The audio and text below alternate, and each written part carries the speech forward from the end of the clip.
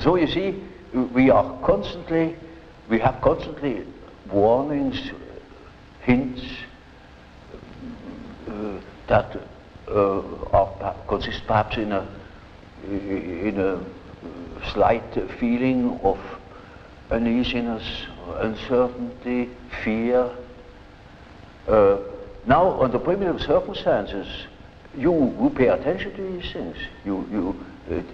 They mean something. With us in our man-made, absolutely, apparently safe conditions, we don't need that function so very much. Yes. Yet we still use it. So you find intuitive types, for instance, amongst bankers,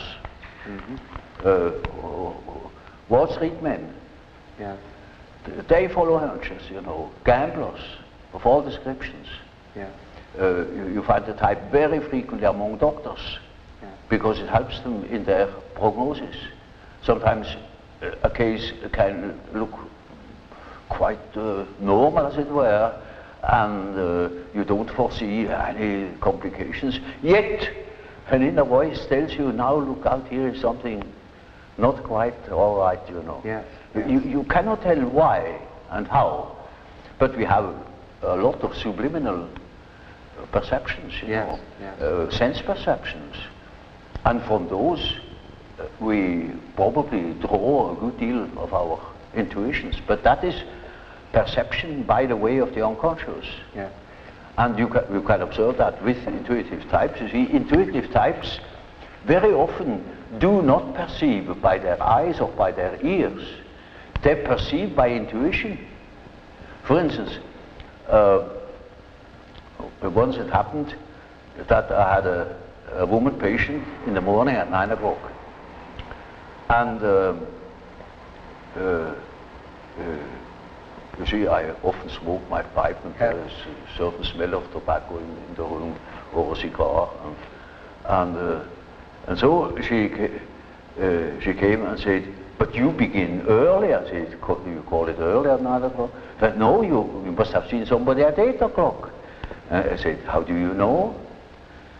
There had been a man there that had come at 8 o'clock already. Then she said, oh, well, I just a hunch. There must have been a gentleman with you this morning. I said, but how do you know it was a gentleman? He said, oh, well, I just had the impression, the atmosphere was just like a gentleman here. Yeah.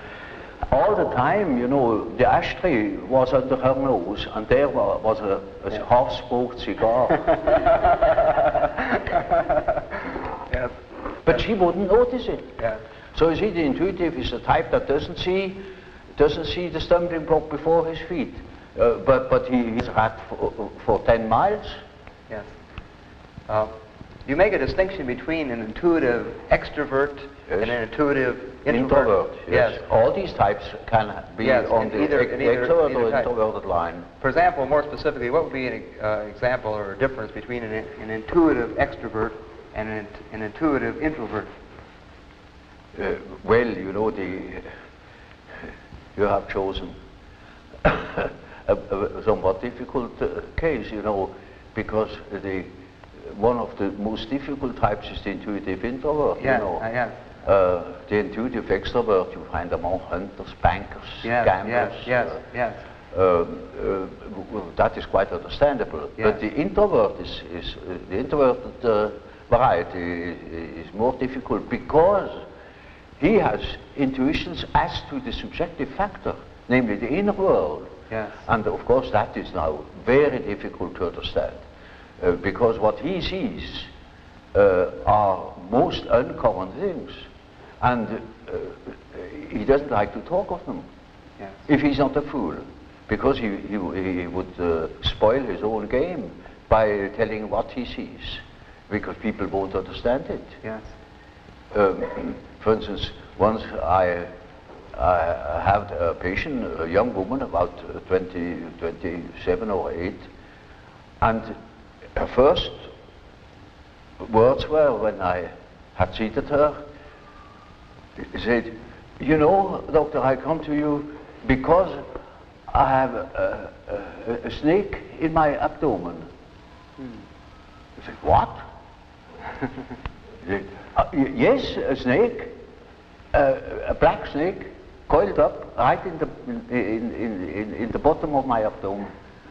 And I must have made a rather bewildered face at her.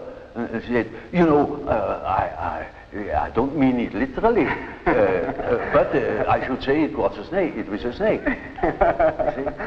Now, you see, our further conversation a little later was that she said, that was about in the middle of our treatment, that only lasted for 10 consultations. She had foretold me, I come 10 times, and then it's all right. I said, how do you know? Oh, I got a hunch, you see. Yeah. And really, about the 5th or 6th hour, she said, doctor, I must tell you, the snake has risen. It is now about here. Hunch. And then, on the 10th day, I said, now, this is our last hour. And do you feel cured? And she said, beaming, she said, you know, this morning, it came up and came out of my mouth, and the head was golden. And those were her last words. Now, you see, that same girl, when it comes to reality, she came to me because she couldn't hear the step of her feet anymore. Yes. Because she walked on air. Yes. Literally. Yes. She couldn't hear it, and that frightened her. And when she came to me, I asked her for her address. And then she said, oh, pension so-and-so. Well, it is not just called pension, but it is a sort of pension. And it is, I never had heard of it. Yes. And I said, now, are you curious? I never have heard of that place. Well, it's a very nice place, he said. You're curious enough, there are only young girls there, very nice and very lively young girls. And they have a merry time. I often wish they would invite me to their merry evenings. And I said, but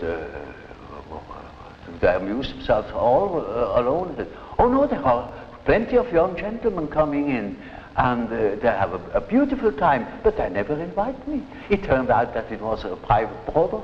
Yes. And she was a perfectly decent girl, you know, of a very good family, not from here. She had found that place, I don't know how. And she was utterly unaware that those were all prostitutes. I said, for heaven's sake, you fell into a very dark place. You hastened to get out of it. You see, that was her sensation. Yeah. You see, she didn't see reality. Yeah. But she had hunches like anything, and they came off. Yeah. Now you see, such a person cannot possibly speak of her experiences. Yes. Because everybody would think she's absolutely crazy. Yes. I myself was quite shocked when I thought, for heaven's sake, is that case a schizophrenia? Yes. Yes. Because you don't hear that kind of speech. Right. But she assumed that the old man, of course, knows everything, and he even does understands such kind of language. Yeah. So you see, if when the intuitive, the introverted intuitive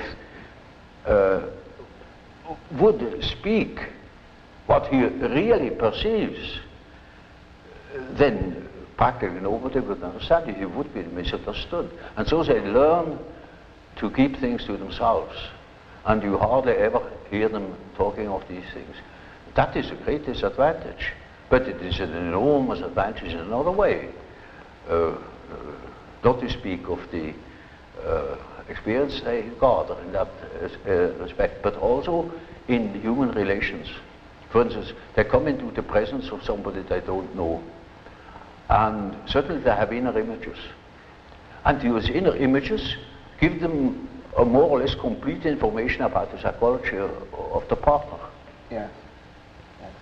You know, that is But the case can also happen that they come into the presence of somebody who they don't know at all, not from Adam, and they know an important piece out of the biography of that person. Yes, yes. And are not aware of it, and tell the story. Yes. And then the fat is in the fire. Yes, that's right. You see, so the introverted intuitive has in a way a very difficult life, although one of the most interesting lives. Yes. But it is difficult often to get into their confidence, Yes, you know. yes, because you say they're afraid that people will think they're sick. The things that are interesting to them or are vital to them are utterly strange to the ordinary individual. Yes. The psychologist should know of such things, Yes. you see. Yes. You see, when people make psychology, as a psychologist ought to do, well, the very first question, is he extroverted or is he introverted? Yes. He will look at entirely different things. Yes. Is he a sensation type? Is he an intuitive type? Is he thinking? Is he feeling? Yes. That, because you see, these things are complicated, that they are still more complicated, because the introverted thinker, for instance, is compensated by extroverted feeling. Yes. Or by inferior extroverted, archaic extroverted feeling. Yes. So an introverted thinker may be very crude in his feeling life. For instance, the introverted philosopher that is always carefully avoiding women will be married by his cook in the end.